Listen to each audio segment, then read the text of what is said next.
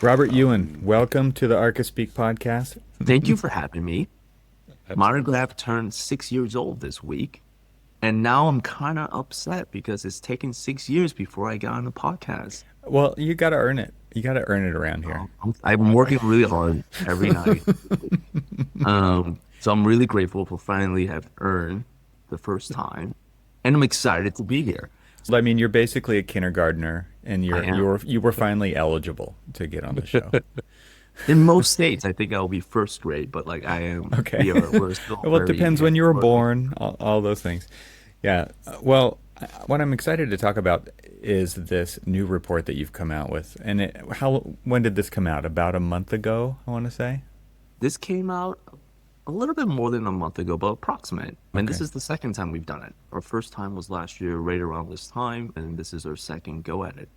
And then the report is called the Architecture and Engineering Salary and Business Benchmarks Report 2025. We should work on that name. You have We to should get all work the on it. keywords. This is like shopping on Amazon. All the keywords have to be in the title of whatever it is we're buying. So you guys nailed it. And like you said, this is the second report that's come out. But new this year is salary information, Mm. which I really want to talk about today. And I know Cormac has a question or maybe a topic to kind of kick this part of the discussion off. Well, so we were thinking about the AIA's survey that they put out for salaries. And I know that we sort of kind of pre-recording, we're talking a little bit about surveys are only as good as the information and the participation. So how is that different from where, how you accumulated the data for your report? It's a really good question. Like I have not reviewed AIA's survey yet, but I want to be very clear. Like this is our benchmark report. It's not a survey. We have over 1,700 firms here at Monograph. We anonymize all that data set, and we spend an enormous amount of time trying to find trends and information to surface that we believe is as accurate as possible to give the entire industry a better picture of what the market looks like, including on the salary side. So it is not a survey. We anonymize our own data set. So it's a very different approach in terms of like, let's say, disclosing and sharing information in service of essentially being transparent with the industry. Very different approach. Yeah, so I mean, you're pulling your data, I mean, directly from the users of Monograph, Hmm. is it? Yes. And so you're getting pretty much a full accurate picture of everything. Based It, on our customers, based on our yes. customers, and we have 1,700 paying customers. So like my goal is as we grow as a business and our customer count grows, our our data and our view on the industry gets more and more accurate. Like the more data we have, the better and honed in on accuracy we get. And the reason I was bringing up the AIA, because it seems, as we were talking about, it's a survey and it's only as good as the participation. And we know that AIA gets a kind of a very random participation. You go to any AIA meeting or AIA National or something, and you don't get the level of participation of the actual membership itself, or even are all of the architects members and stuff. And the survey that I'm referring to, and I don't have the name in front of me to tell you exactly what it's called, but basically it's their yearly report on salaries. And so if you went to that particular site, you would be able to put in like a plug in where you live, your years of practice, what your, are you a PM or PA, those kind of things. And it kind of gives you an approximation of what salary you should be earning for where you're at. And it usually doesn't accurately portray, in my opinion, Your as experience, right? Like in my you've actually experience. used it to look it up. Right. I have, and have had this, used it as points of conversation for other people when they're looking for, am I making appropriate compensation and things like that? And typically it's no, based off of at least just what we're seeing, because it kind of skews or trends higher than what we're actually making, which then it just creates a level of depression. I'm not sure that Robert's report does much better in Oh, that regard. I mean, because there's talking about salary by role. You have three top insights that you throw out on this in this PDF, and so I'm going to read what those are, and then I think this is just kind of talking points that we can work off of here because number one of the top insights is salaries rise only, and this is the wording here is, I want to make sure I say it correctly. Salaries rise only 68%, which is $47,000 from the role of, I'm adding that part in, from designer to principal, suggesting that career earnings plateau unless tied to profitability.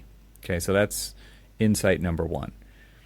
Number two is project managers and engineers earn 13% more than architects. And I'm going to put that in quotes because these are actual roles or titles inside of companies. And we all know that companies use a lot of different words to describe those roles, but you're kind of lumping into pretty clear categories. So project managers and engineers, remember this report is for architects and engineers, okay, earn 13% more than architects, suggesting that designers make $12,000 more when they take the path of PM versus architect, which I think is super interesting, okay? Yeah. And then point number three for this particular slide of salary by role is project managers earn $26.3 thousand more than non-billable roles, suggesting that firms prioritize project oversight over firm operations. Super interesting little tag right there, right? Because the thing that Robert came on TRXL Podcast to really talk about is operations and business from a like that is a design problem, and that is a problem worth working on because the goal is to make as much profit as possible. So if we're prioritizing, I mean, there's always a huge emphasis on making projects profitable, and that means making the company profitable, right? Not necessarily, right? So that to me, I think, is a really interesting distinction that you guys have made in the report as far as these top three insights go. And there is a breakdown. We can put a slide, like a graphic up in the YouTube version of this podcast. And of course, we'll have a link in the show notes so people can download this report and then check it out if they're interested. But, you know, to your point, Cormac, about depression, I mean, if you look at these numbers, like architects should be getting paid more. And like, we can't just say architects should be getting paid more and then what? Expect to be paid more, right? There's a whole lot of things tied to that, but I don't think that these numbers really tell the true value of what architects offer at the same time. So, and I think we can get even more into that for sure. But I'm curious, Robert, from you releasing this report a little over a month ago, can you give us some insight into kind of the feedback that you've been getting? You know, let's just start with this topic as far as salaries. What has come back to you? So some of the feedback like I hear immediately was like, wow, this is incredible. And it's not a survey. So we can debate, and we should have debates over what this data actually tells us. But the data is what we are essentially anonymizing and gathering from our own customer base, which is a very different way of, let's say, starting the conversations around compensation and salaries. Then the next thing that I usually hear a lot is like, oh my God, the architect should get paid more, but it's not. Why? And what do we have to do to change that? I was like, well, there are a lot of things, Monograph, a company that I have founded and we're working incredibly hard that we can do. But there's also a lot of things we cannot do. And this is a much larger conversation than just one company themselves. And we should have that discussion in terms of like what that might be. But it would have to take the entire industry of getting on board and trying to work together on it. Not just me and not just the three of us, but we could be participants in that conversation and help move the needle. Mm-hmm. Yeah, I mean, Cormac, what do you think when you hear that? I mean, does that jive with what your experience is, that PMs and engineers earn more than architects? And I'm assuming that by architects, this probably means like a technical role in a firm versus a management role in a firm. Could be, and I want to be clear, like this is our second time doing it. I think as we do it more often, we can get more accuracy. But right now, we're looking at the trends of what our customers have called and labeled as roles as architect. and comparing it with other firms that also have roles titled as PMs or engineers, we can start to essentially say, let's group them all together and let's see what the running averages are across all those firms. And let's present that data back to the world. I can't say with confidence that they are like a licensed architect or a technical architect. We actually don't have that data set. So I can't get as accurate as I would like to. But that's also really, really inspiring for me because I know that there's still a lot more room for improvement every year that we produce this report. Well, so Evan, to kind of your point, and I think, Robert, you just said it best, is what does that really mean in this role distinction? Because if you look at the traditional role of a project manager, it is more on the kind of, let's just call it money-making side, right? You know, it's operating a project at an optimal rate so that you can maximize profits and things like that to make not only your project, but your company profitable. And that's different from an architect who is just more kind of like hyper-focused on the performance of the project or the success of the deliverables and things like that. And so they're not really focused on the financial side of things, whereas project managers have to be and need to be. And so if you're looking at that and, you know, you're running efficiently as a PM, then yeah, it does make sense to be compensated more because you are looking out for that bottom line. You know, I hate to say it, there's been many a time in my career where I haven't paid attention to like the bottom lines of things. You give me a project, I'll work on the project, my blinders go on, and I'm just hammering away at getting the project done and getting it done properly, but not with the focus of profitability, but, you know, like efficiency of the project, efficiency of the deliverables, and making sure that is really the focus. And my microphone just dropped off my desk. So yeah, Okay. Apparently I'm not being very efficient here. You got to talk to your structural engineer about that. I know, right? And that's why, and honestly, that's why engineers get paid more, is because they can at least make the microphone stand up. But, you know, I mean, does that make sense from even your experience, Evan? I mean, how much when you were at a firm in your role, not the final role as a project designer, were you entrenched in project profitability? It depends. Like, there's definitely when I worked in the digital practice role, I got to hear a lot about the profitability side of things, right? But not when I was working necessarily on the project. You know, there was definitely a right, and that's what I mean. Distinction between roles. Yeah. So as a designer, and I think what's kind of eye-opening about this, I'm looking at your numbers here, Robert, based on role. So designer is the lowest of all of these, right? So designer is at $78K, and maybe, Robert, you can just kind of give us an idea of where these numbers came from, as like their averages, I assume, for that role. Is that correct? Yes. Okay. Yes. Yeah, so 78K for designer versus 87 for architect, 98 for engineer, 99 for project manager are the numbers that this report shows. And I look at that and I think, yeah, I think that pretty much correlates to my experience. Project managers are doing the things that Cormac talked about. They're managing multiple projects typically. Right. They're out client-facing. They're fielding RFIs. They're talking to the contractors. They're at the OAC meetings. The architect is in the office, right? And they're technical, working on the projects plural. Designer, same thing. It's like there's some back and forth with the clients, but then it's really like design-oriented roles on the project. And I think to Cormac's point too, it sounds terrible, right? Like, well, we're not aware of profitability of and I think that's just how the profession has been. And it's really like, how many hours do I get to do a thing? That's right. What it really translates to in terms of the project team. How many hours do I get to do a thing, and can I do it in that amount of time? I think there's a huge correlation between those who are responsible for the livelihood of a business and them being compensated appropriately. And I think it's historically been looked upon as like a taboo or not so good topic. but do want to make sure that my opinion on this subject is, well, like, if we're not successful on this project, it has a direct correlation to jobs. Yeah. It's really that important. Like, we cannot sit here and say all we want is profit and that's bad. It was like, well, if we don't have a profit, we also don't have a job. It's actually extraordinarily important. Those who are responsible for maintaining that bottom line and making sure that the project still executes on time has a huge responsibility.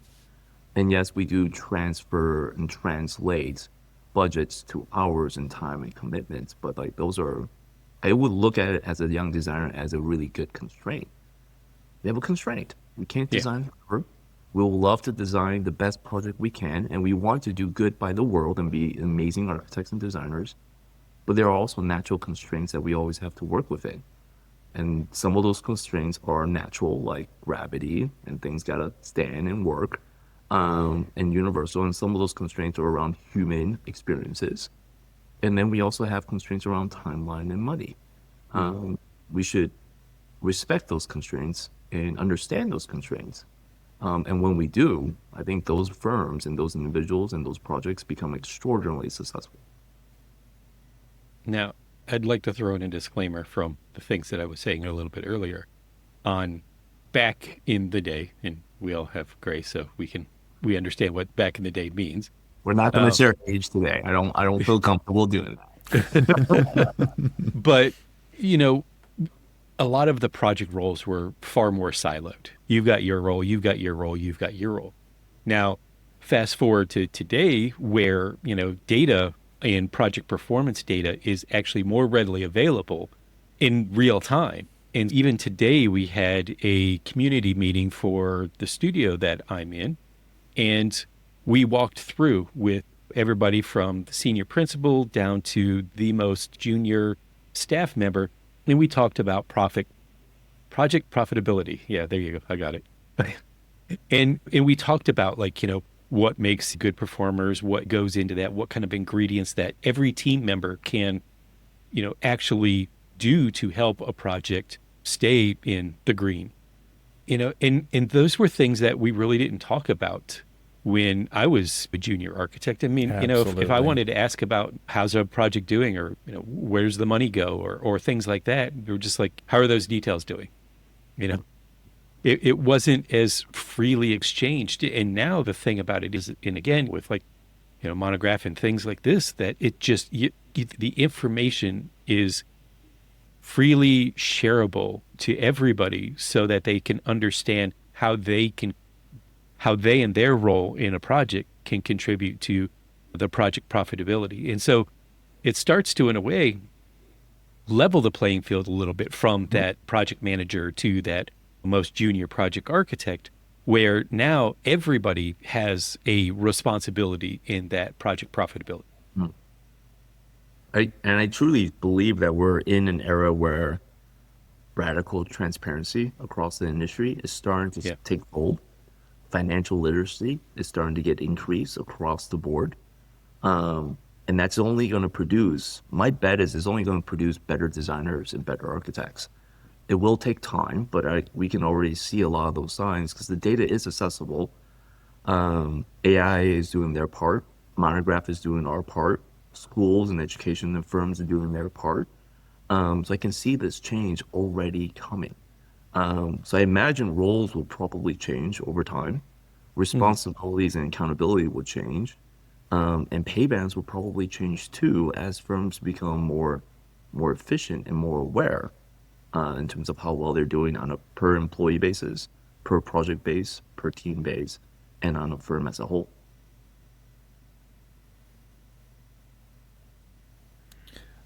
I think what's interesting about your comment, Cormac, is that I would agree that those weren't topics of conversation, and they are starting to, or are topics of conversation now, because there is a much more of an awareness. The internet kind of did this, right? It just opened up everybody's eyes to the potential of you directly see what how they're operating. You directly see the job postings. There's been a lot of work to put salary ranges onto job requirements, job posting Right. boards, right? And I think that all of that has kind of brought more transparency to this whole process. But that whole like, this is how your role directly impacts this business is not a thing that it was always like, here's what you do on this project. Right. Exactly. And I think that the conversation is shifting to, and if it hasn't, it needs to in firms that are listening. It's like, how does what I do help make this thing work? How, like, we've all come together to accomplish these goals. Like, yes, I have a role on a project. Yes, I have a role on a team or in the corporation or whatever, but how does it directly contribute to the reason this business exists, which is to do business, right? Yeah. I mean, there's that to me is a fundamental, and a lot of people in architecture think that sounds dirty, right? Like, because no, we're here to we do design. We're here to elevate the built environment. We're here to make better places. But like, you can do that and not be in business, but you're a business. Yeah. And that was a decision that was made, and it continues to be one of the guiding principles of all of these companies that are out there. And so tying my responsibility back into that is super, super important. I think somewhere along the way, we focus so much on our contribution to the built world that we forgot that I can't contribute if there was no business. Mm-hmm. True. Like, Yeah. but it's like, of course, I think naturally, no one is a bad person, and we all want to create incredible spaces for the built environment. We all want to create incredible architecture for us to experience, live, worship, go, work, and cherish every single day. But the reality also is, I can't do that if we also can't put food on the table, and we can't ensure the livelihood of the business that is supporting that mission. I explain this almost all the time here at Monograph internally. It's like, hey, like, we have a mission, but that we also need to make sure that the mission stays alive. So there's two responsibilities there. We have to stay really, really focused on what we're here to do, and we also have to ensure that we can continue to do it. It's really, really important. Yeah, I laughed when both of you were talking about that, because I'm the poster child of the opposite. I was a sole practitioner, well, actually practitioner of two, and we were so hyper focused on the quality of work that now I work for somebody else, because I was basically didn't stay focused, or neither one of us stayed focused on the business and the business health. And I mean, we can say, sure, 2008, when we went out of business, kind of helped that factor a little bit. However, I know of many a firm who stayed afloat and floated through the economic downturns because they focused on their business and the business health as much. And so yeah, and I don't know if this question is something that can be answerable or not, but and I don't know if you can share or divulge any of this. We're an ESOP. And so everybody in our firm, we feel like we have a skin in the game. We feel like, we need to know the health of the business because we're part owners. And so everybody from the most junior to the most senior, we own this business. And so we need to understand the health of the business. And if the business is hurting, then how do we as an individual help our firm? And I don't know if, and this is where I'm kind of just speculating, do people who work for, say, larger firms really have their pulse, their finger on the pulse of the health, the business health of these larger firms that are S corps or things like that? Do they just care about where's my next paycheck coming from and not really care about the health of the business? And so I'm just kind of curious if there's anything in kind of like the research from your users that, kind of help indicate one way or the other, or if it's unquantifiable. I don't have that information. Like, we don't collect incorporation types from our customers. Yeah. We don't collect if they are employee owned or single owned, or if there's a stakeholder of their stocks and shares. What I do believe, though, is leadership has a responsibility of articulating everyone's contribution to the business, regardless of the structural entity of the organization. Because at the end of the day, your skin in the game is your salary, right? Like you want to. I'm going to make a few assumptions. You like where you work, you enjoy the work that you do, and you enjoy going to work with the people that you work with on the projects that you have. Well, if all those are true, I think there's a ton of incentive already to ensure that like you can continue to do what you do, and the responsibilities fall on leadership to communicate how well is the business going, the health of the business, and what are we doing to ensure future health of the business. I think that's probably, look, I was an architect for 10 years. I've now been running Monograph for 6. I can say with my experience, we don't have that conversation enough from firm owners across the board. It's, hey, we should not only talk about design as a craft and as a quality of work, but we should constantly be also talking about the financial literacy of the business. I'm not saying that you have to have a 50-50 split between both conversations, but it can't be a percent one way and zero. Like we gotta have some version of a harmony between the conversation of craft and the conversation of finances, money. Mm-hmm. Yeah, I'm curious. You have other metrics in this report where you talk about. I mean, these are all kind of around the topic of financial literacy, right? You have utilization rates, you have realization rates. I think we know what utilization rates are, but I'm not going to assume that for everybody who's listening. And the realization rates, I think these are both things that you could define, because both of these are talking about performance, right? Within a firm, and then how that kind of ties back to this idea of financial literacy, why it's important to understand what these rates are. I think it is just as important as an architect learning what line weights are and what a section is and what poche is and shades and like building materials, facades, exteriors, floor plates. It's just as important. I hear you, Robert, buttering up the audience right now with terms that they of endearment Archispeak. when it comes to architecture, and now you're gonna hit us with a ton of praise. Yeah. But No, So I also believe in lifelong learning. So like I do think there are certain skills and certain information that you learn naturally in school and academia, and then you continue to learn as a young designer and continue to learn as a young architect, licensed architect, and then eventually a manager and an owner. I think some of these financial terms like utilization rate, realization rates, you can look at them as a performance metric. You can also look at them as an efficiency metric. But they're very important because they give you a picture of, are you actually doing okay? Mm-hmm. And we can argue all day in terms of like what is a good utilization rate and what is a good realization rate. But I would say it's way more important to at least understand how the math is done and where you are specifically within your firm. Because like that might be like a really good utilization rate for one firm might not be a good rate for another.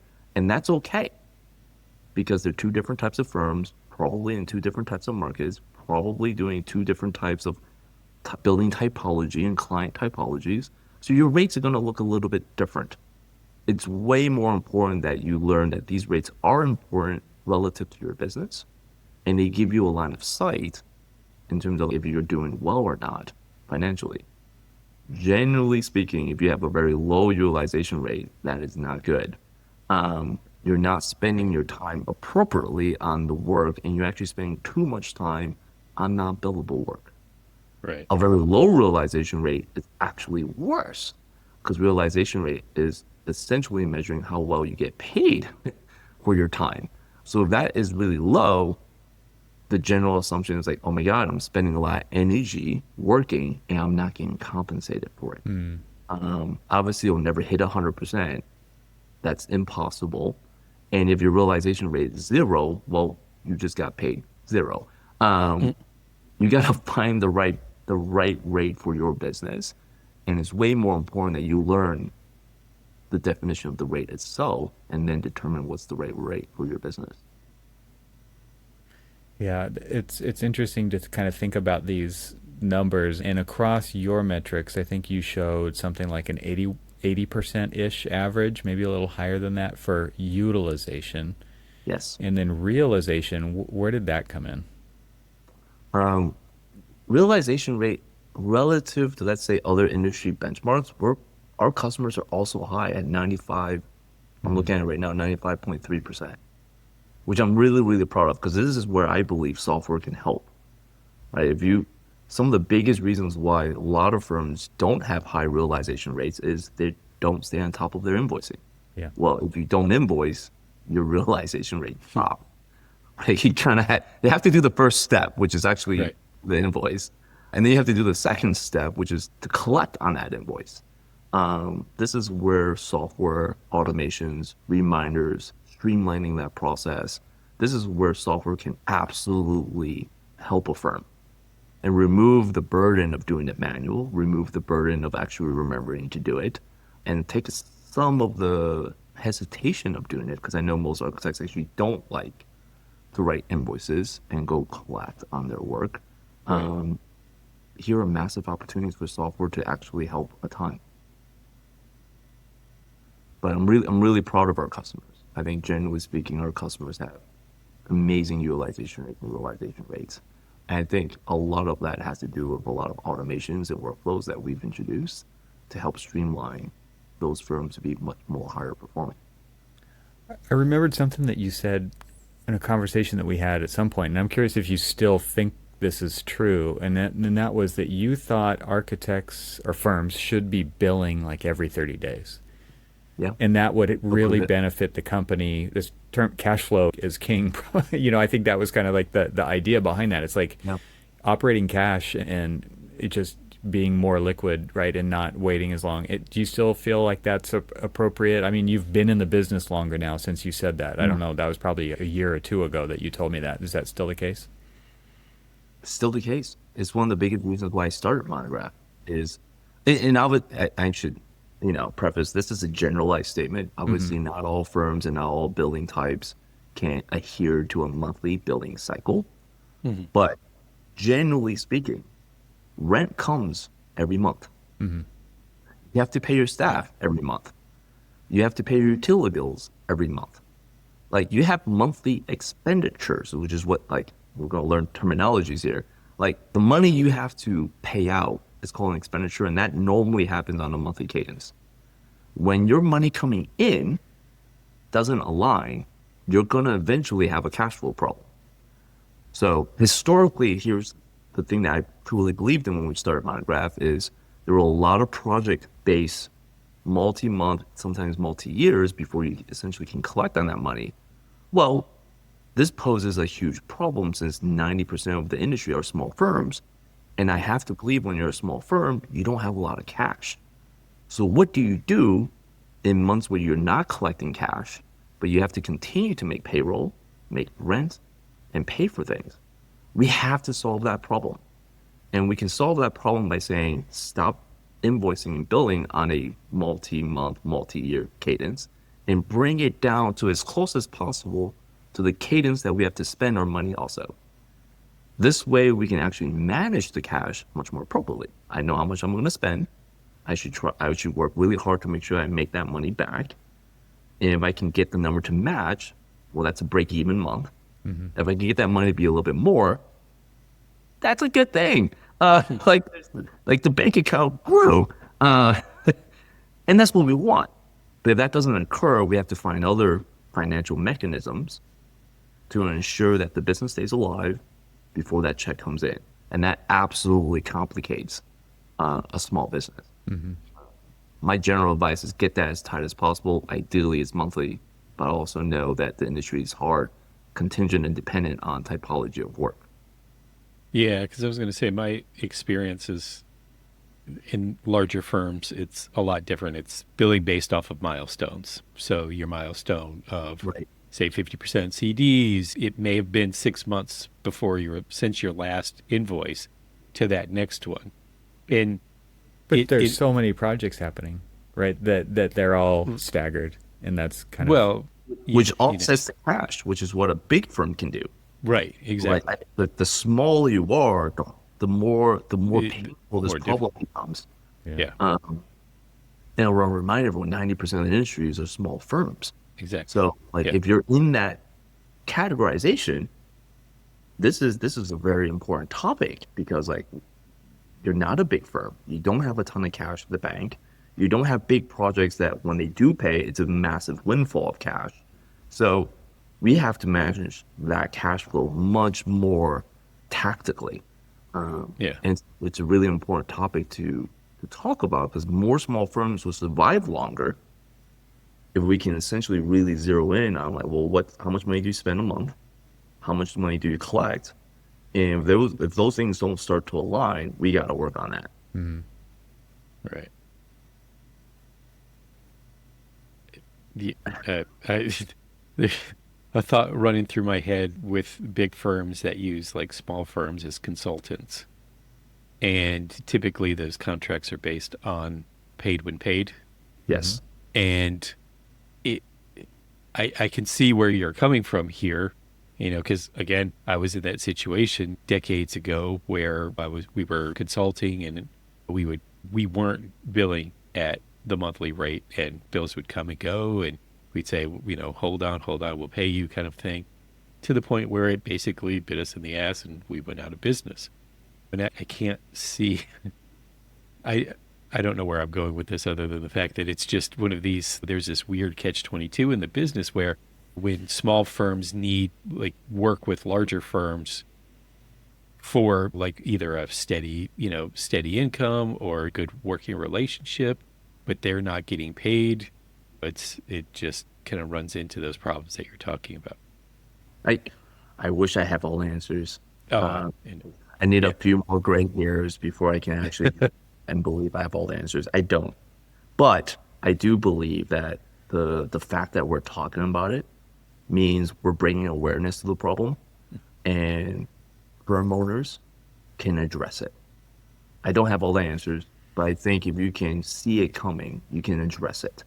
A common scenario would be you're a small firm, you have to make sure that not 100% of your work is coming as a vendor or as a consultant to larger firms because you know that you don't have a lot of sway in convincing them to pay you more regularly. It's going to be you get right, paid, unpaid scenario. yeah, But now that you know that, you should look at your business holistically and like, okay, I need work that's not that can essentially help me cover my monthly cash flow problems, which means I'm going to have to look for work that doesn't look like that. And I need to build a portfolio of work that helps me balance out my finances. right, Now that's going to vary from firm to firm, but like at least you're aware that this is something to be addressed and you should then address it relative to your practice. I think the hardest problem is not knowing. And then by the time it does happen, my God, it's too late, right? Like that would be the worst, and that would be the worst outcome. yeah. If I can go back a little bit on the kind of like the previous talk about salaries and stuff. The thing that I find very encouraging about your report and other reports out there is that taboo that you were talking about of just the fact that we never talked about salaries. We never talked about like what we earn and things like that. And there was even times where myself, I would be like, how much do you want to get paid? I don't know. How much are you willing to pay me? Kind of thing. And, I never positioned myself to know what my value was. And I would go into a new firm or something like that. And they're like, wait, they're only paying you this much? Why? I mean, look at your experience and stuff. And it's because I didn't know what the value was, or I didn't know what I should be paid for that. And it's because we just don't have the conversation about what other people are getting paid or what you should be getting paid for that region, your experience, your position, the things like that. And I've been able to have conversations with students or staff that are looking for jobs and stuff that giving them an opportunity to go and look at the data of what salaries are out there so that they can value themselves properly when they go into these conversations with a prospective hire or a prospective firm, that, they understand where they're, what the worth is. I would love for the industry to mature to the point where an individual can say, I know what I'm worth, and I just want to be at market value. Yeah. I don't want to be taken advantage of, and I want to be informed as an adult and a professional. And I'm not looking to also take advantage of the employer. I want to be right at market. So let's figure out what is market, and then let's do a good job as a firm and as an industry to raise the market. But I think there are two different conversations there. I want to make sure everyone gets compensated appropriately at market rate, and then we all want to collectively work together to continue to raise the market. I think what's interesting about your report is you talk about how different tiers by performance firms make per employee, how much faster a high-performing firm gets paid versus a low-performing firm. Yeah. And you talk about these utilization rates, and you talk about the realization rates. And I think, to me, okay, so maybe selfishly, but I feel like these kinds of metrics are all great questions to ask during an interview of the firm that you're interviewing with, right? And you're actually doing some due diligence when you're asking those kinds of questions. I bet these kinds of questions, especially at the lower levels, they never get asked, but at the higher levels, maybe they do. And so but also understanding where you fit into that, and understanding what your billable rate is versus what your salary is, and your utilization rate, and then understanding how the company operates from a financial point of view, all plays into this. You call it an algorithm if you want, but you could come up with a formula to basically say here's how it would work with this firm, here's how it would work with this firm, and now I get to pick what works better for me personally in that. And then also looking at that list of okay, here are the roles, here's on average how much they get paid. You get to ask that question, what are the salary ranges for these roles? And that helps you decide where you want to go in your career. I think all of this kind of information really is building toward that goal that you're talking about of radical transparency. Because if I really step back and talk about what I love to talk about, which is working on the profession, it's so hard to do this in a firm or in the profession when you're working on project deadlines. But if you can step back and look at the whole thing, Cormac and I have been doing this podcast for 13 years. We seriously love this profession. We definitely have our problems with it. But at the same time, I want it to be successful. I want it to flourish. I want it to be prosperous. That means everybody in it gets to do that too, gets to be prosperous. And that is what we should all be working toward for each other. Yes. Right? Because if my team is prosperous, I'll be prosperous. Right? If my firm is prosperous, I should be prosperous. And that's how it should work in this industry. Because it is a super, super team sport, right? Everybody's, we know. I think I mentioned this to Cormac. It's the whole technology thing is work smarter, not harder. And I'm how does that land in a profession where all they know how to do is work harder, right? Work harder, work harder, work harder, right? And I want us to get to a point where we can work smarter, not harder, and flourish, be paid appropriately. Like you said, Robert, be paid at market rate for the contribution that I'm making and the skills that I bring to the table. That to me sounds incredible. And I feel man, there is so much hiding still in this industry. And there's so many taboos that we can't talk about, the royal we, won't address. And there's no organization to this industry really helping move all of that conversation forward. There's a lot of people talking about it here and there, and you're doing this report, you're doing a service to the industry. But man, it's still I think there's a long hill ahead for this kind of thing. But these conversations do matter, having this kind of conversations out loud. Well, that's why I'm really excited to having this conversation with both of you. And I do believe it's not going to be easy. We've been in this industry for a long time, so it will be very difficult. I also believe that anything that's worth doing is always hard. And that's why I get up and do what I do. And I'm sure that's why you guys get up and do what you do. And is it going to get substantially easier tomorrow morning when we wake up? Probably not. But I know that we're having an impact because, like, I have to believe that. And if we continue to do this every single day, it will have compounding effects across the industry. I wish I had an answer that there was, let's say, a larger organization that can rally the entire industry and push us forward. I don't think that's going to happen.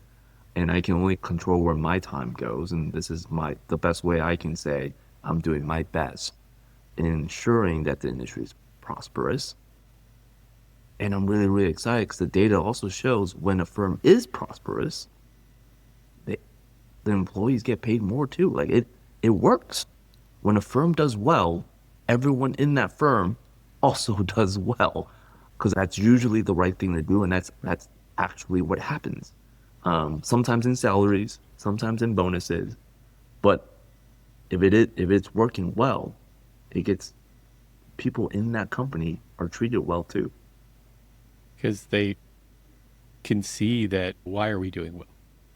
And usually because of the contributions of the people who are helping them do well. Yeah. And we want to continue to do well. So we want to keep those people. And we know when salaries get stagnant or bonuses or things like that get stagnant, people start to look at other places. It's just like, why am I stuck here? You know, why, if I'm not going anywhere, if we're not going anywhere, why am I here? It's a legitimate opportunity cost that you're talking about right there, for sure. Yeah. Yep. I think companies have to work really hard to prove to people why they should stay there. And I mean, granted, like these, when people loop out and go somewhere else, like everybody loses a little bit, for sure. Yeah. Oh yeah. The people who have to do it, but also the firm who's losing those people, right? And it's expensive to lose people and hire new people. So it's very expensive. And I'm a sports guy. I went to Michigan, so I love the phrase, the team. Like that applies. When the team is working well, everyone wins. But it does need a really strong leader. I think firm ownership, starting a firm, we should take that with a much more higher degree of thought. And I meet, I'm starting to get into an age group where a lot of my colleagues want to start firms for the desire of doing work and controlling their own time. Mm. And I think you're incentivized inappropriately. I think when you start a firm, you have a huge responsibility for the people that you bring on and that you lead. And you should do it for the right reasons. Mm-hmm.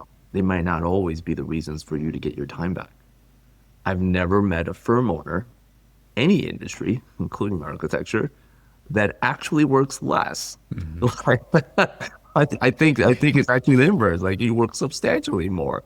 I work more now being, the co-founder and CEO of Monograph than I ever have as an architect, which is insane. But I love what I do and it doesn't feel like work. Well, you'll find this funny, Robert. So I'm teaching now at Lawrence Tech. And you'll know it, so it's just right down the road from your alma mater. I studied under Carl Donovan, actually. He was my awesome. professor at Michigan before he became dean at LTU. Dean at LTU. Yeah. So I was talking to some students last night, and we were talking about time commitments and things like that. And they were just like, well, if you own the firm, obviously you don't have to work as hard. I'm like, no. I don't know where you're getting that information from, because it is actually just the opposite, because there's more onus on you for success to be able to employ other people than it is to just sit, say, oh, I've done my job, and sit back and just cross your arms and say, my job's done here, and can move on. So it just happened to be like, as people were listening to a pro practice seminar, and I was like, no, you need to listen a lot more, because what they're telling you there is that, yes, if you're running the business efficiently, that there may be some time to breathe, but it doesn't mean that it's time to relax. You still have to keep at it. You still have to keep chasing. And so it's funny that you say that. And I literally just had that comment made to me last night. It's just like, no, kid, sorry. Life does not work that way. I think generally speaking, you work substantially more. Yeah. You should treat the job very thoughtfully, in high regard. Like, you are about to employ people and you're now responsible for them. I think that we don't have that conversation enough. Like, that's the role. And if you're not ready for it and if you don't understand it, I would highly discourage you from doing it, because it is a very hard job. You are accountable for the efficiency metrics that you need to hold, for the salaries and the people that follow you, and you're responsible for making sure that they have the incredible work culture environment that you need to build. You're accountable. You're the firm owner. Yeah. You do not get to sleep. Right. Like, that's not a luxury you get. Yeah, there's a book I'm sure you know the title, Leaders Eat Last, right? It's like I think that was Simon Sinek, if I recall correctly. Yeah. But it's like this burden of leadership. A lot of people look at leadership like, oh, I've made it. It's not like that.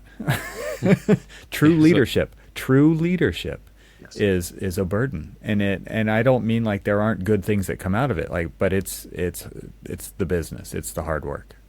The fulfillment you get is incredible. It's incredible. Like, if you do it right, you get to see the fruit of your labor. You get to feel this enormous feeling that, like, you're doing it the right way and people respect you and they enjoy the environment that you've created, and they feel a sense of purpose and mission working within that organization. So I do think there's incredible value if you do start something and you're incredibly successful. But that does not mean that you also don't have to do the work. The work is actually quite intense, because the responsibility is quite massive. Yeah. And the funny thing is that when you're going to architecture school, none of that work on successful business is really why a lot of people go to school. In fact, again, kind of having this conversation with some of the students last night, I mean, they have this kind of, this isn't what I want to do in architecture. It's just like, well, if you want to do architecture, then there are some things that you do have to do, because architecture isn't just that 10% of drawing beautiful buildings and stuff, but successful architects practice the business of architecture. And what all of that means is running the successful business. And we should break that down. Like, usually that means securing projects, ensuring your clientele is happy with the work that you're delivering. Yeah. You're running an operationally efficient business, which means you're invoicing, you're managing time, you're collecting payments. You're building a culture, which means you have the right cultural behaviors and events that you deem as appropriate that you want to build. Look, I just made a long list of a lot of things that doesn't even start with the word architect. Exactly. Like, you might not get to design. And this is why I tell a lot of friends, like, hey, like, if you want to own a firm, your first responsibility is owning and running the firm. Your responsibility is actually to hire amazing designers and let them design and allow them to design within the constraints that they have to design it. Your job is not to design. Your job is to lead. Let's make sure your job description is very appropriately and accurately described. If you want to start a firm just to design, this is, like I said, I think you're very misinformed, and you won't be happy. That's the yes, I was. Like, I want my friends to be happy. Like, hey, do you really want to build a business, or do you really want to design? And you can't really have both. If you want to, at least not in the beginning. Work somewhere where you can do that. Yeah. Right. If you want to design, go design. Yeah. If you want to start a firm, go start a firm, and just be very laser focused in what you want to do, and just be very practical. That I don't know if you can do both. At least not in the very beginning. You might earn the right to do both, but that doesn't mean you have to establish a business that will allow you to have that right. That does not happen on day one, and probably doesn't happen on the first couple of years. Like, it takes time. Yeah. Yeah. Well, I think being respectful of your time, Robert, thank you for hanging out with us tonight. And I want to maybe make a call to action here at the end, which is, of course, download this report, but in the service of becoming more financially literate. I think that is the real call to action here. You will be more valuable to your firm, no matter what position you're in, if you're more financially literate when it comes to these terms, when it comes to understanding the business of architecture, when it comes to understanding the landscape of other firms in the industry and the data that they're presenting in this. And I think it's one thing I appreciate that you said, Robert, is like this report is just going to keep getting better because you're going to have more data to pull from. It's going to get more accurate over time. It's going to get more nuanced over time, I can only assume, as you add more features into the software and you get more granular with what you can collect and how you can then present that back and extract these really cool insights that are educating the industry on what's actually going on. I think this is super valuable. Appreciate you for putting that together, for leading the team that put this together, but also for just kind of having this vision and putting it out into the world. That's really admirable. So thank you for doing that. Thank you for the acknowledgement, and you just reminded me I have a lot of work to do. Get to work. Us too. Yeah. All right. Well, thanks. And we'll have links to Monograph and the report. And Robert, you can connect with him on LinkedIn if you want to hear more Robert. I'm sure you're appearing on other podcasts too, right, Robert? So I have an incredible team. I think a lot of the industry, and you have met Chris. Chris, I gotta give him a shout out. Like he's incredible. And just like every other business, like I can't do what I do without incredible people behind me doing the hard work. So Chris, if you're listening, thank you. So now it's time for you to just kick back because, you've got the team to do the work for you, right? No. Okay. I gotta lead the team. I gotta grow the team.